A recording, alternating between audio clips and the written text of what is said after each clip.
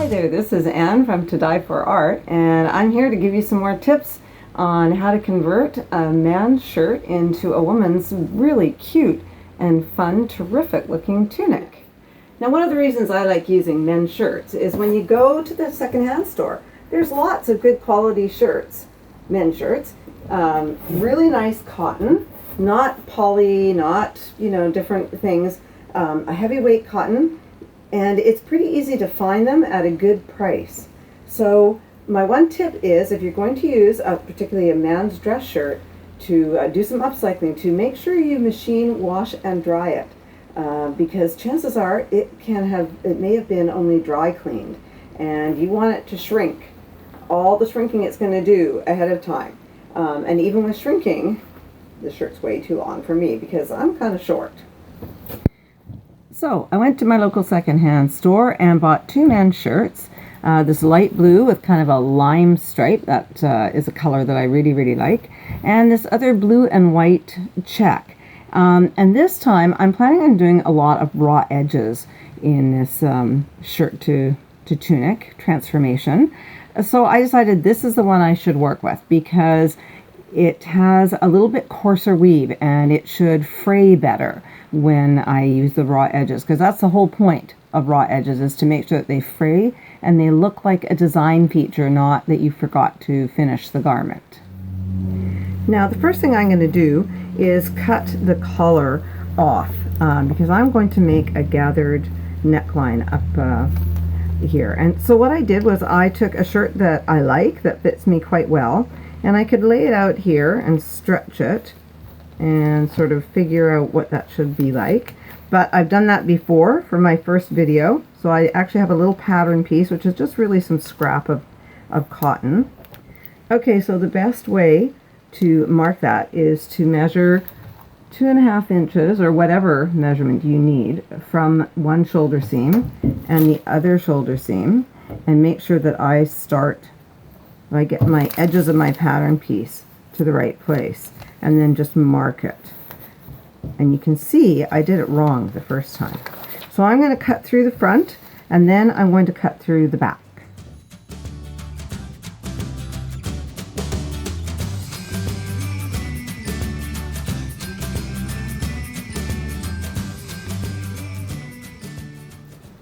Now, just like my first video where I turned the cowboy shirt into a tunic, I want to split the back so that I can add a little bit of extra width. You probably noticed when I showed you the before shot that this shirt is snug around the hips for me. So the best way to do that is pin your side seams together along here and smooth your shirt out and just press in a line. You don't really need to mark it. And then you'll have something to follow when you cut it. So here we go.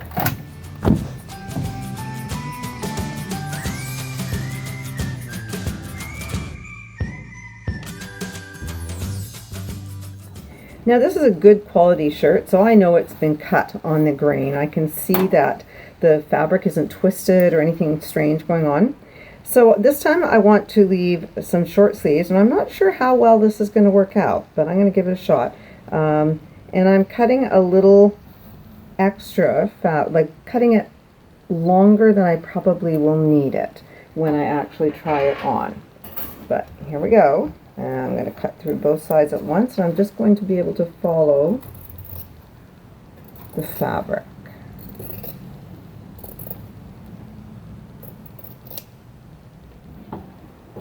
When I was at the secondhand store, they had this great valance, which is made of 100% cotton and has this sort of individual motifs that I can cut out, like I did in my first video to do the faux embroidery. I think I'm going to do a little bit of that this time as well, but with raw edges. So it's going to be quicker to sew, and it should be kind of fun, make it look a little different. And then I went into my stash, my huge, gigantic fabric stash, and found this fabric that I had dyed. Again, it's 100% cotton. I dyed it with indigo. It's got kind of an interesting pattern on it, but it's not really big. There isn't a whole lot I can do with it. So I'm going to use it to cut up and make the bindings, the casings that go around the arm, or sorry, around the neckline and the armhole. So we're going to see what that looks like in just a sec. Because I want raw edges to be a design feature on this top, I'm not going to actually bind the armhole and the neckline. I'm going to take a 1-inch wide piece of fabric. I'm going to stitch with a twin needle on both sides so that there's some extra stitching to make sure that it doesn't sort of fray right away and fall off. And that will create a casing for my elastic to go through.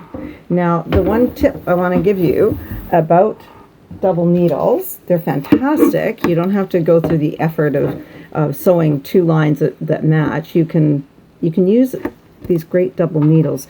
The thing is, you can get fairly wide ones or narrow ones. In this case, I want to use a 2 or a 2.5 width. Sometimes when you're doing a hem or something like that, you might use a 4. And as you can see, they can come in stretch or in universal. I'm actually using a 2 that's universal, and I'm going to do the stitching, and we'll take a look at how it looks. Now, what the trickiest thing with stitching with a double needle is threading it. And it took me a while to learn this, but the best thing to do is to take both your spools of thread, and I have this sort of third arm that I put my thread on, and I've used a little piece of a corkscrew to hold it down so it doesn't sort of go flying up. Look at that, it's right out of the hole. It won't go flying up when I'm stitching with it. So I've got thread coming from this spool of thread coming from that. I'm just going to move that one back where it should be. So they're sort of in line with each other. And I actually hold the 2 threads together and run it all the way through the threading channels that you normally would.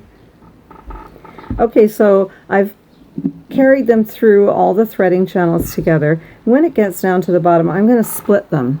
And mine has 2 tension clips for me to put it through. Normally I would just use one or the other if I'm using a single needle, but with a double needle I pull them through together, then I split them, and I'm going to thread them each separately, and then we're going to start stitching. Okay, so we're going to sew the casing onto the arm and the neckline to put a casing into for the elastic. So I'm using the double needle. I'm going to be the width of the presser foot away, and we're going to do some sewing.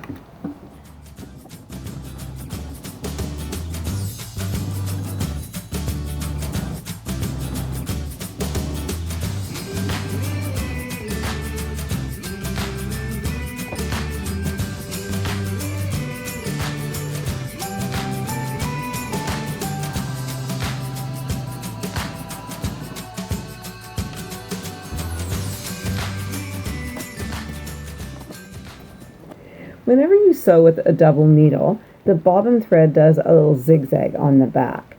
And I've decided that I'm going to sew this inset into the back, wrong sides together, so that I'm going to get this extra fraying going on here. But that also means that if I use a double needle, I'm going to have that little zigzag on one side. And really both sides might show in this part of the garment. So I'm going to just use a regular straight stitch and then possibly go back and do it again, or top stitch. I haven't quite decided. You'll see that I added an extra little piece of the indigo dyed cotton on top of it here, just to get some fraying going on there and give this a little bit of detail. So there's sort of weight on the bottom of the garment because of the hem, so I thought it would probably be good to add something there as well. I looked at my fabric again, and the garment fabric works out quite well. I snipped it and it frays up and curls up a little bit, and so does the indigo dyed cotton.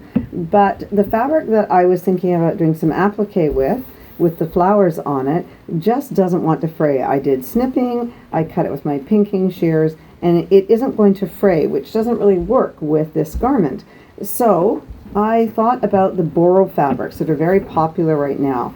Boro means rags or ragged in Japanese, and the Boro garments come from the 17th to 19th century, more or less, in Japan. They're mostly indigo dyed cotton, and there's patch upon patch on them. They're garments that often belong to poor people, to working class farmers, and whenever a garment started to wear, they put a patch on. and when that one started to wear out, they put another patch on, and they're very beautiful. And I've put a link actually on my Facebook page to look at some Boro fabric. So I thought I'd kind of do something like that. I'm not going to do the special running stitches. I'm going to do this by machine very simply, but I'm going to use some cotton and silk that I have that's indigo dyed, and just kind of loosely place things on here and create that kind of patchwork look. And I think it'll go really well with the fraying that I want to achieve, and kind of give a different look. Okay, so I've laid out my patches. I'm just going to go to the sewing machine, straight stitch them on. I'm not going to be very perfect about that kind of thing. I did some tearing as well to encourage the fraying, and we're just going to see what it looks like when I'm done. All right, I'm going to start stitching. Remember, end with your needle down. I'm using a single needle, not a double needle, because it's going to be easier to go around corners and do those kinds of things. And also, this is not functional, it's just decorative, so I'm not too concerned if things start to wear away. You could also add more patches to it, and it would be very authentic to the Boro look. So I'm just going to start sewing here. Going to do some of that really fast sewing, and we're going to see how it looks at the end.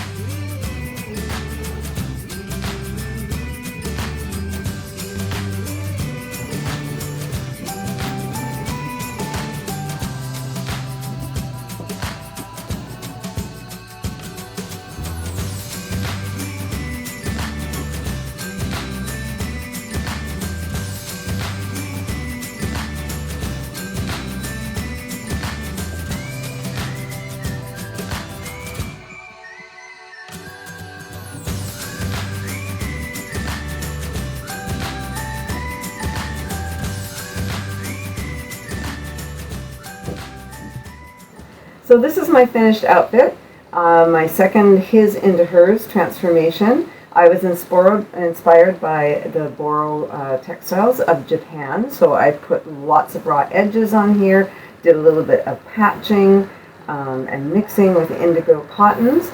Instead of insetting the sleeve this time into the back, I put in my contrast fabric, which was indigo dyed cotton.